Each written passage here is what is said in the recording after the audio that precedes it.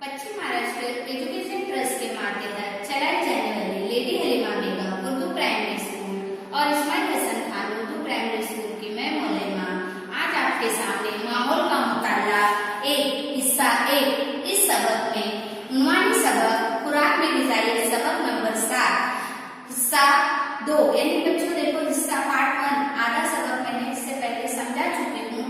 अब आधा सबक पार्ट 2 ये अब आपके सामने समझाने जा रही हूँ। तो देखो बच्चों अहम नुकसान में हमने देखे थे कि हम इससे पहला हिस्सा 1 में हमने देखे थे कि हमारी अहम ग़िज़ाई अशिया क्या है, चपाती, रोटी, चावल, गेहूं, ज्वार। उसके मतलब ये जो ग़िज़ा खाने से हमारे जिस्म में क्या पैदा होती है, तवानाई, ताकत पैदा होती है। और ये तवानाई और ताकत बच्चों हमारे ग़िज़ाई अशिया की वजह से हमारे जिस्म में मिलती है। और इसी तरह मुख्तलिफ काम चलते रहते हैं। हम ये जो भी ग़िज़ा खाते हैं तो तनफ़ुस का अमल चलता रहता है, निज़ाम का अमल चालू रहता है हमारे जिस्म में। हम जैसा भी सो भी गए या चालू है चल रहे हैं तो भी हमारा सांस लेने का काम जारी है। उसी तरह हम जो ग़िज़ा खाते हैं उसका निज़ाम हजम होने का अमल चालू रहता है। तो ये सब हमने हमारे जिस्म में कौन कौन सी हर ग़िज़ाई अशिया का इस्तेमाल जरूरी है। हर चीज खाना चाहिए। जो चीज हमें पसंद आती है वो हम ज्यादा खाते हैं, जो पसंद ना आती है वो कम खाते हैं। तो इस तरह से हम ये सब चीजें इस साइड में आगे सबक में हमने समझे थे। तो इसके आगे का सबक हम अब आगे समझेंगे। तो देखो बच्चों ग़िज़ाई अशिया की ग़िज़ाइयत कायम रखना, ग़िज़ाई अशिया की ग़िज़ाइयत कायम रखना यानी क्या बच्चों, हम जो भी ग़िज़ाई अजीज़ा पकाते हैं बच्चों हम उसमें क्या एहतियात बरतेंगे पकाते वक्त। तो क्या करना चाहिए, ग़िज़ा पकाते वक्त जरूरत के मुताबिक ही पानी डाले।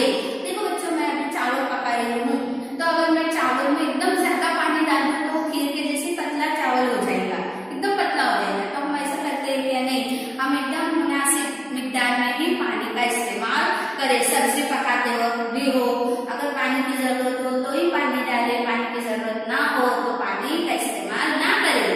उसी तरह बच्चों देखो हम जो भी ग़िज़ाई अशिया पकाते हैं तो ज्यादातर प्रेशर कुकर मालूम है बच्चों, तो उसमें ही पकाएं। और अगर हम प्रेशर कुकर का इस्तेमाल ना कर रहे हैं तो क्या करेंगे, ग़िज़ा को ढक कर पकाएंगे ताकि उसमें जो भाप बनती है उसमें ही रहे और वो भाप पानी बनकर हवा में उड़ ना जाए, इसलिए उसको ढक कर ही हम पकाएं। इसी तरह बच्चों दाल में अफवाह निकलने के बाद दाल का इस्तेमाल करें। अफवाह छोटा हो तभी दाल इस्तेमाल करें, अफवाह बड़ा होने के तक इंतजार ना करें। अफवाह यानी क्या बच्चों, देखो हम मटकी देखे हैं बच्चों तुमने, मटकी में मोर आती है, मोर मराठी में बोलते हैं, हम अफवाह बोलते हैं उर्दू में।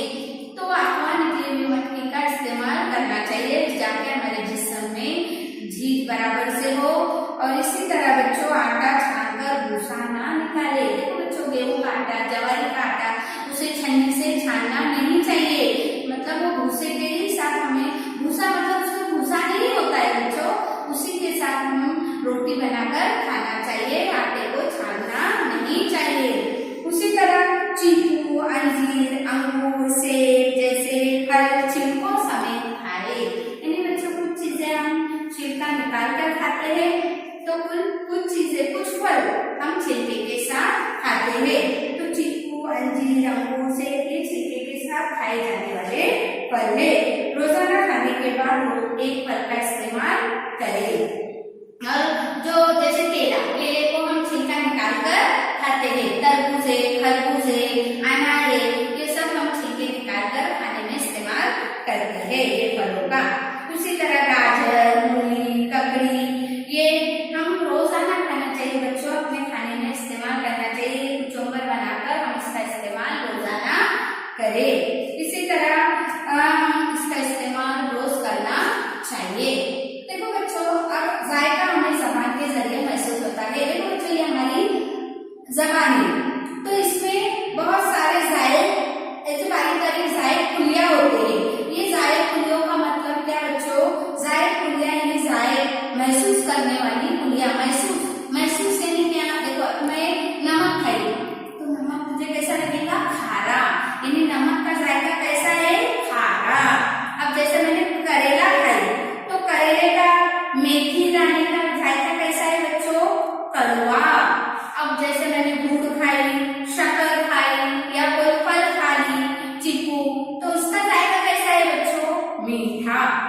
अब इमली, नींबू, कैरी ये मैंने खा ली, तो मुझे इसका जायका कैसा लगेगा?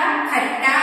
तो ये मेरे ज़बान ने इस ज़बान पर जायक लिया है, इसकी वजह से मुझे जायक महसूस करने वाली कलियां है बच्चों, इसकी वजह से जायके का पता चलता है कि क्या मीठा है, क्या कड़वा है, क्या खारा है, क्या खट्टा है, क्या तीखा है।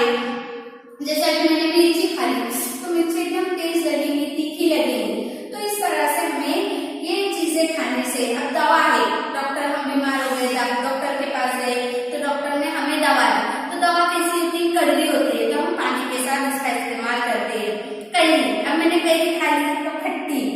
अब इसी तरह लड्डू खाए बूंदी के, तो वो कैसे है? मीठे।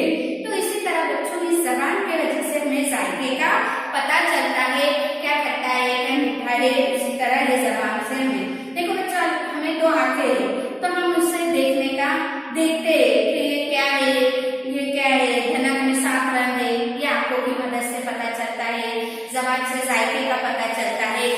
तो इसी तरह हर चीज हमें हमारे आंखों से देखने का पता चलता है, जबान से खाने का पता चलता है।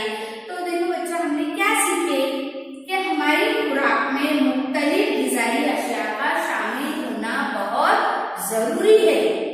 अब हम जो भी ग़िज़ा खाते हैं इसमें तनूव होना चाहिए, एक ही ग़िज़ा हमें बार बार इस्तेमाल नहीं करनी चाहिए, मतलब मुख्तलिफ ग़िज़ा का इस्तेमाल हमारे खाने में, हर ग़िज़ा का इस्तेमाल होना जरूरी है, सिर्फ जो पसंद है वही ग़िज़ा नहीं खाना चाहिए। और इसी तरह जायक कलियों की मदद से हमें मुख्तलिफ जायके महसूस होते हैं, ज़बान पे जो बारीक बारीक दाने होते हैं, जायक कलियां कहते हैं उसे, तो उसकी वजह से हमें मुख्तलिफ जायकों का पता चलता है। ये हमने बच्चों सीखे आज तक। तो हमारे ग़िज़ा में सभी ग़िज़ाई अशिया शामिल होना बहुत जरूरी है। ऐसा नहीं है कि ये हमें पसंद नहीं है तो हम नहीं खाएंगे, जो भी पसंद हो ना हो, हर चीज का इससे हमें निशास्ता मिलती है, तो कोई ग़िज़ा से हमें प्रोटीन मिलता है, तो कोई ग़िज़ा से हमें रोगी चीजें मिलती है। जैसे निशास्ता चीजें से क्या क्या, जवार, बाजरा वगैरह ये खाने से हमें निशास्ता मिलता है, तो प्रोटीन मिलता है कोई ग़िज़ा खाने से, कोई ग़िज़ा से रोगी अशिया खाने से हमें मुख्तलिफ, मतलब इससे हमारे जिस्म में ताकत और तवानाई मिलती है। तो ये ग़िज़ाई अशिया हमारे जिस्म की चीज को बढ़ाती है, हमारे जिस्म में ताकत और तवानाई पैदा करती है। तो इसलिए बच्चों देखो हर एक कोई भी ग़िज़ा हो, हर ग़िज़ा का इस्तेमाल हमारे खाने में करें और ज्यादा से ज्यादा सब ग़िज़ा खाए, सब्जी तरकारी खाए, अनाज खाए, फल का इस्तेमाल करें। और देखो बच्चों इससे पहला पार्ट 1 में हमने जो भी समझे वो भी देखो पार्ट 1, और ये पार्ट 2 भी तुम बार देखेंगे और ये सबक समझेंगे। और सवाल नंबर 48 और 50 के जो मश्क दी हुई है वो बच्चों मश्क हल करेंगे, और ये मश्क हल करने के बाद तुम तस्वीर बनाएंगे कि दो चीजें, एक ग्रुप में लिखेंगे जो छिलकों के साथ खाए जाने वाले फल, और एक हिस्से में लिखेंगे बगैर छिलकों के साथ खाए जाने वाले फल।